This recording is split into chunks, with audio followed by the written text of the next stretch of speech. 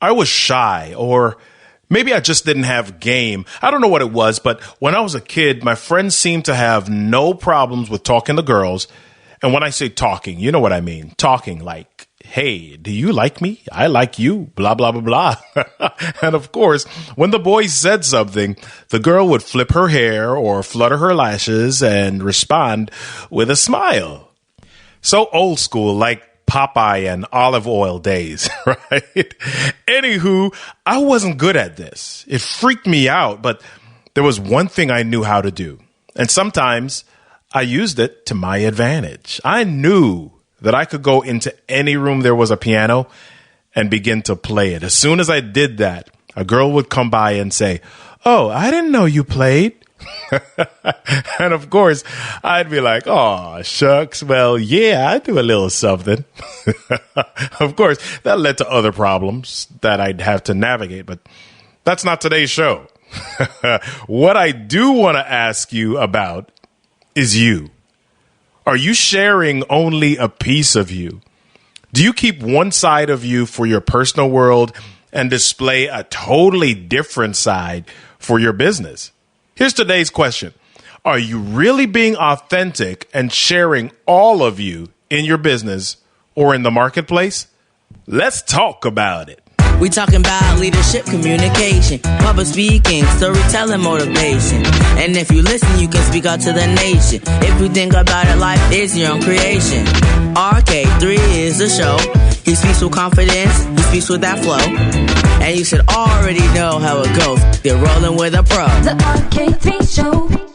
Heyo, it's episode 54 of the RK3 Show, episode 4 of season 2. Listen, I want to start out today by giving a shout out to some of the members of my team who really keep me on track and keep the podcast going, my business. You see me, but these people are the backbone of what I do. And so I want to shout some of them out. I want to shout out my podcast producer, Landon Grace. Dude, you're awesome, and you make me sound like I know what I'm doing. Thank you. I also want to shout out Kathleen Jimenez, my admin. For real. I'm juggling knives and dropping them without you. So I thank you for everything that you do. I want to thank Iramdi Vasquez, my social media manager. I'm totally looking forward to the rest of 2020 together. And of course, I want to shout out my daughter, Brittany Kennedy, who does a lot of my Instagram work. Thank you, Britt. Can't do this without you. All of you helped me keep this thing humming, and I really wanted to take a moment to publicly affirm and shout out each of you. Thank you so much. Let's step back for a moment. And by step back, I mean checking out an old episode. If you haven't done so yet, I want you to check out episode 53 with Lena Ware of Professional Speakers Concierge, or episode 52 with former NFL player Merrill Hodge. You can even go back further to some of the amazing episodes in season 1. They're all here for you if you visit Apple Podcasts, Pandora, iHeartRadio, Spotify, TuneIn Radio, Google Play, Stitcher. Everywhere you get your podcast, you can get your dose of the RK3 Show. If you can't find it somewhere, let me know, and we'll get it in there for you. Listen, I want to share a quick resource. If you haven't heard of this resource lately, you've been under a rock.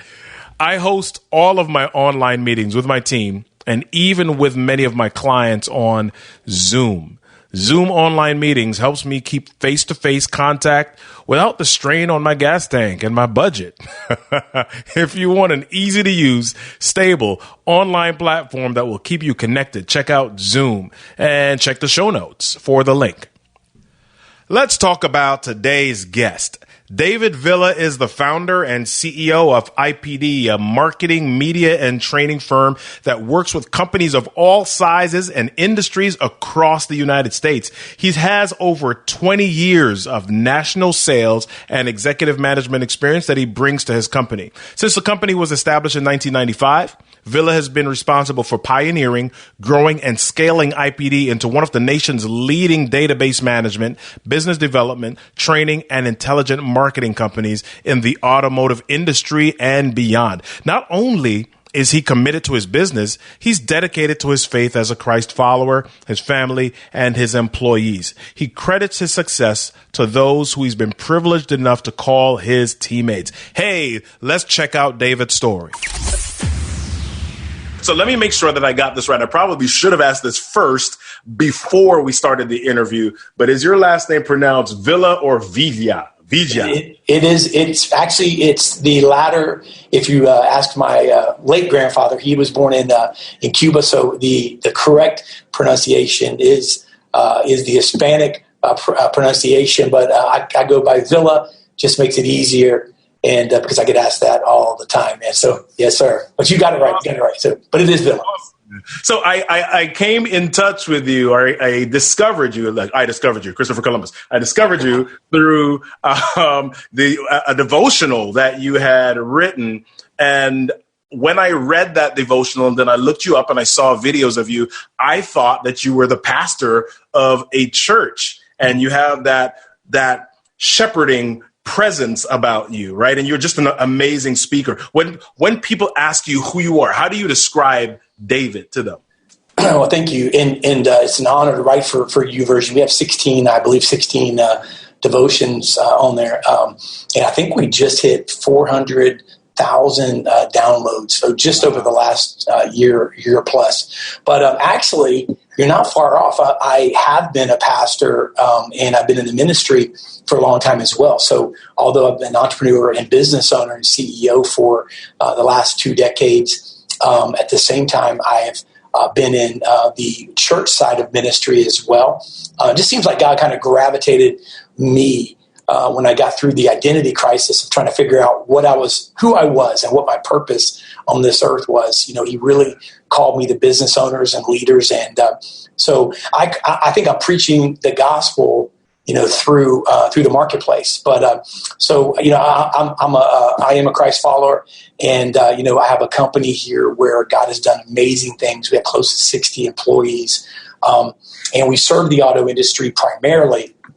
But you know, I speak a lot, and when I speak to audiences, you know, I come in as, you know, who I am. You know, I'm a man of faith, and you know, and I speak not beating a Bible over their head, but they're getting the gospel one way or the other, and right. So it's very unique.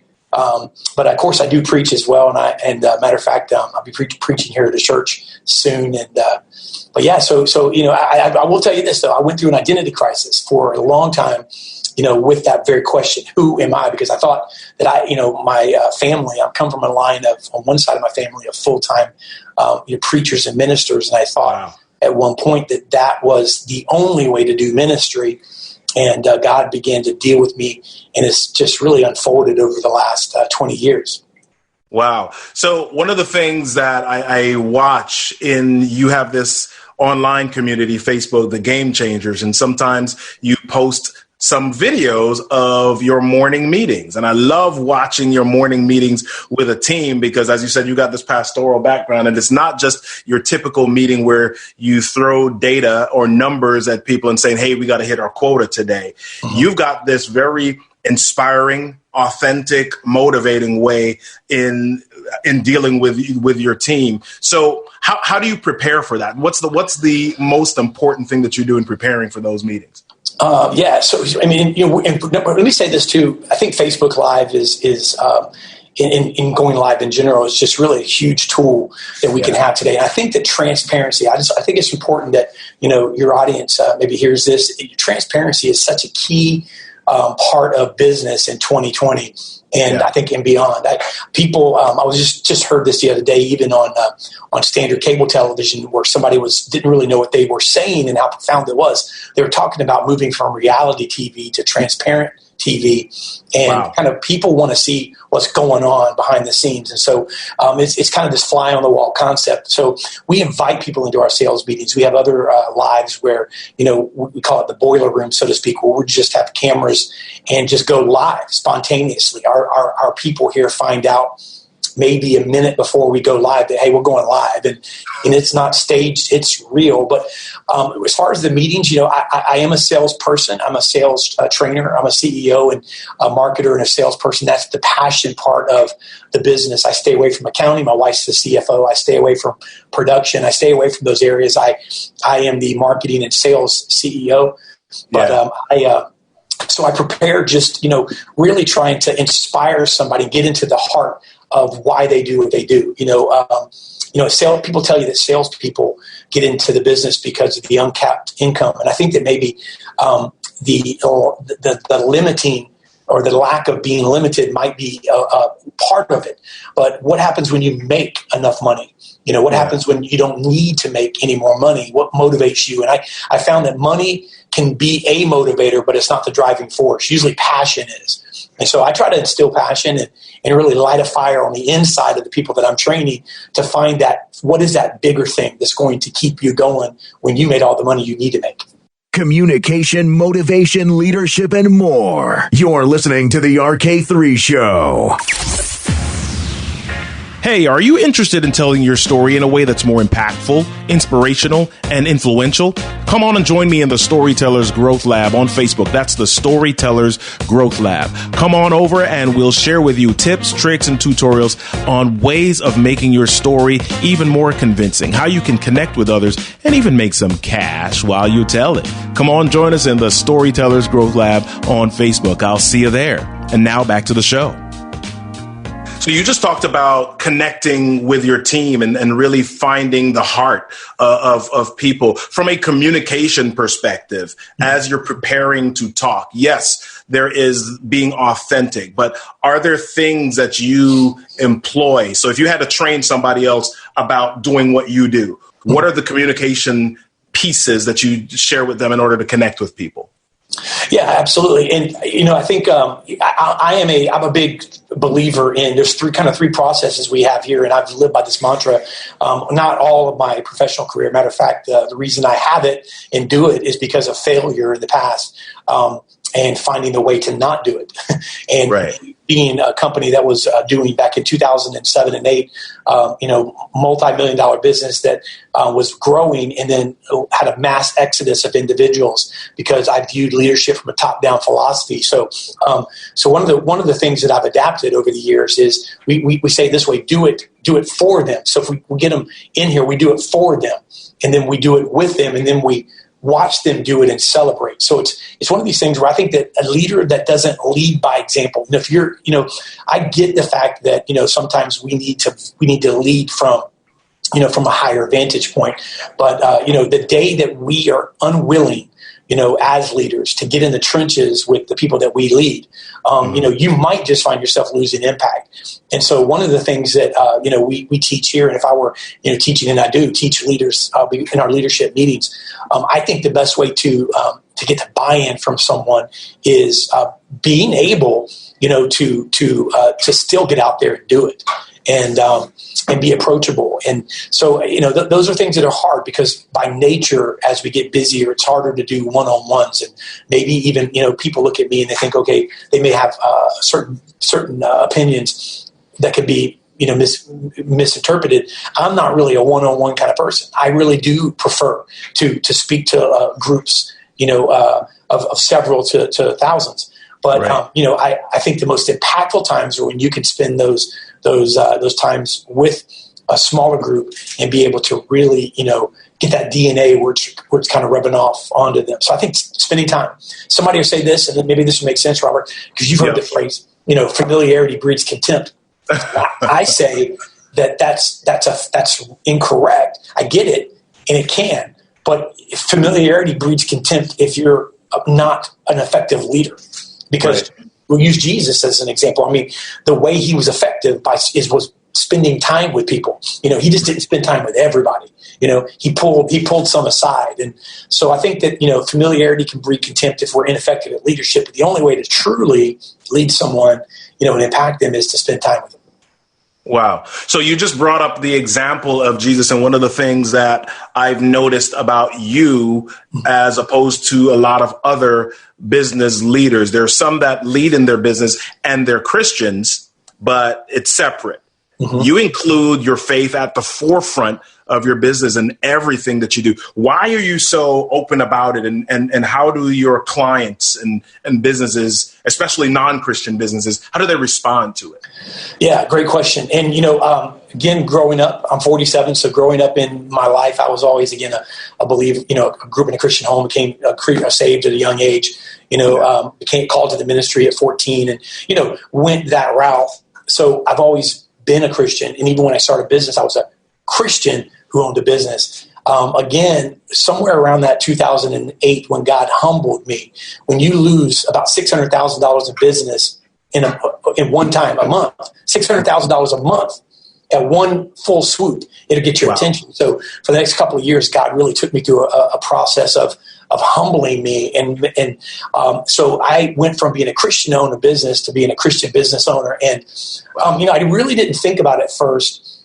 I had no choice, because it was one of these things where I felt like, this is what God's called me to do. So I just began to live it out loud. I didn't want, at the same time I did things wrong, I had some wrong people that worked for me. They were people that I looked at how they were producing, and I overlooked some of their character issues. I'll say it this way, God gave us gifts and talents, and man will look beyond your character at your gifts and talents, where God looks beyond your gifts and talents at your character. Wow. And so I was, I had the wrong people as well. So during this process of humbling me and learning, God began to connect me with individuals that had the right heart and had a heart for and a vision for where we were headed, my wife and I, and our company. And so it just seemed natural. We saw things happen and miracles. And then I began to see that this is the way to blessing. This is God's favor. This is his blessing. And I'm telling you, it's amazing. And even today, though, I'll say this, we get off track as leaders. And every time I can tell when I put my hand too much on it and rely on my own strengths, it get out of bounds, I call it, I'll get that nudge from God, one of the devotions I wrote on was walking in favor. And God really gave me this revelation of last year when I wrote that, but he showed me where his favor, the definition of favor is extraordinary kindness. That's what it means. So, yes. And so think of this for a second. We walk in, when we say, hey man, I got the favor of God on me. Sometimes when we say that, people go, well, they look at you as like, I'm saying I'm special, or, I have an advantage. And that's not what we're saying. Everybody can walk in favor because it's extraordinary kindness.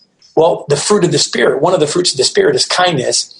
And who is the Spirit, right? God. So if you walk in favor, you're basically connected to the kindness or the extraordinary kindness of God. You're connected to his fruit. And so, it's just something that I feel like there's not an option now. And so we just do it, man. And my clients react to it. I can tell you this far more than any negative or anybody saying anything negative. I get owners of companies calling me just to tell me. Happened 2 weeks ago. A guy called in from Texas, got one of my reps on the phone, spent $30,000 with our company in 30 minutes. And when I got on the phone at the end, he wanted to talk to me. He said, I just want to tell you something. He said, I follow you. And he said, I just want to tell you real quick. He said, I appreciate you putting Christ at the forefront and what you do. And he said, now let's get that out of the way. Let's do business. But that was what he said. And of course, I'm not doing that to get business, but that's a byproduct. And I think that there's an element of people that appreciate, a business owner that puts faith at the forefront. So it's worked out. That's awesome. I mean, you've given us a whole lot here to chew on. I want to ask you one last question, but it's a little bit different. So you've got these two brands, so to speak. You've got davidvilla.me, one website, and we're going to talk about how to get in touch with you in a second. And then you've got your IPD marketing company. How do you manage both? Are they one and the same? Is there an intentional split? Tell us a little bit about that. Absolutely. So I'll answer this first. They are one and the same.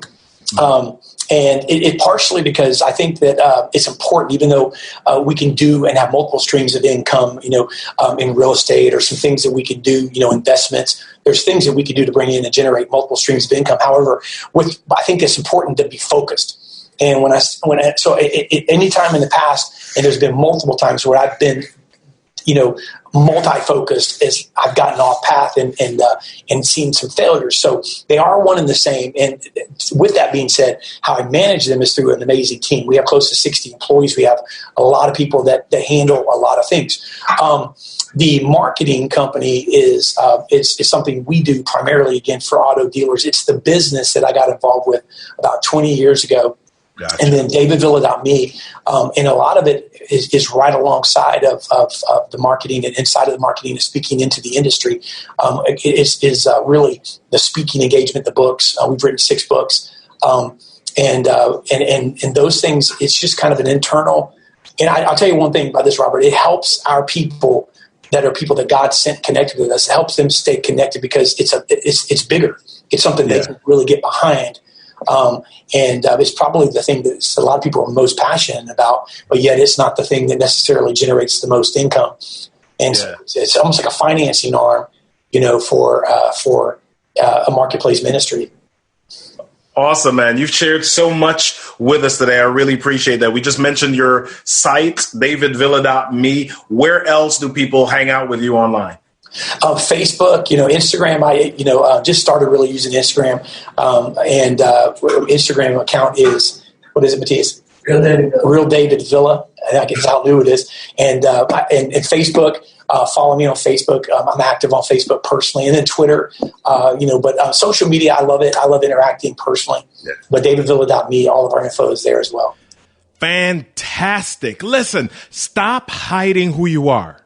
If it's really you, it's going to come through anyway at some point. And guess what? Some people will actually like the real you. I know. There are some jerks in the world, and there are some who will judge you based on the parts of you that you reveal. Well, I look at it this way. They're going to judge you even more if they find out later and don't like it. So I'm not saying to shove it in everyone's face. I am saying don't be afraid of who you are, what you believe, and how you want to show up. Be real, and your people will find you. Tell your true, authentic story. Your audience will resonate with it and come back for more. Who's next? Oh my, we've got some great guests upcoming. Former presidential spokesperson for Barack Obama, Anton Gunn.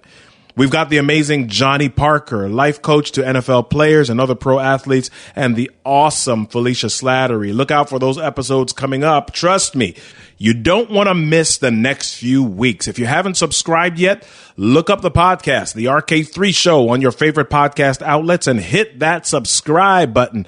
We're going to continue the amazing stories and the amazing conversations. Listen, don't forget to check the show notes. I've got a gift there for you.